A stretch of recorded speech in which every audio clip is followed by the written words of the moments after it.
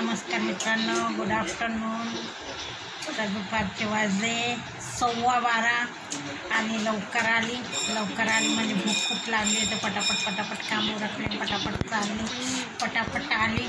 तर काय आज होती एकादशी, उपवास आहे आमचा सगळ्यांचा।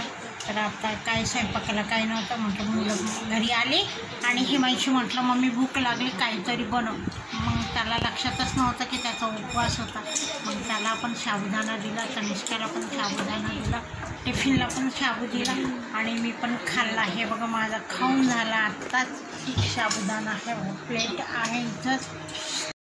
हिमांशीचं पण खाऊन झाले, तेवढ्या वाटी दहीची तिचं ठेवली आहे। तनु खाते आहे साबुदाण्याची खिचडी आणि दही। तनिष्का काय खाते? खाणी। बघा घरात बघा कसला राहडा, गॅस वाटेवर कसला पडली, कढई पातेलं। आता खाऊन झाले, माझं नको झाले आता कामाला करायला काही नाही, 2-4 भांडे कपडे पण थोडेसे होते। तर बघा आता काळी मैना आहे, हे बघा तुमच्याकडे असते का काळी मैना? ह्याला तुम्ही काय म्हणतात? आणि गोरी मैना की काळी मैना? तर हिमांशी काय म्हणते, ही गोरी मैना ही काळी मैना। बघा गॅसवर टाईम तेवढं मिरची पिकलेली, आता ती काढून ठेवली, डब्यात भरती मी, वेगळं करते त्याला नीटनेटकं। आणि हिमांशीचं पण फराळाचं खाऊन झाले, आता तो परत दही मागतोय आहे ना। त्याला म्हटले हाताने घे तो का, तर मला म्हणतो नाही तू घे। आता ह्यांना हाताने सुद्धा वस्तू घेता येत नाही, आपण पण दमून येतोय, कंटाळ येतोय।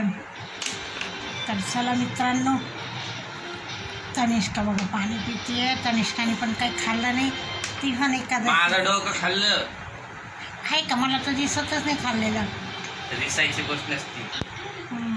तर चला मित्रांनो, तनिष्काने पण झालं फराळाचं। आता मी कपडे भिजवते आणि कपडे धुते, हिमांशीला दही देते, थोडंसं घरीच दही लावते, खूप भारी लागते। दाखव रे हिमांशी कसं दही होतं आपलं, वड्या पडतं। अरे ह्याच्यात आहे ना बघा फ्रीजमध्ये, एकदम भारी लागते, ते मटक्यात लावते मी शिकवलंय ना? हो तू शिकवलंय, मला काही येत नव्हतं। जे काही शिकवतो मला माझा हिमांशी शिकवते। आता हे बोलायला पण हिमांशीच शिकवते, खरकटमध्ये नको। मला किती भारी घट्ट दही जमतं आहे बघा, खूप छान पीस येतात आणि टेस्टी पण असतो। जास्ती आंबट नाही, जास्ती गोड नाही। आता चला हिमांशीला मी दही देते खायला। चला तर मित्रांनो।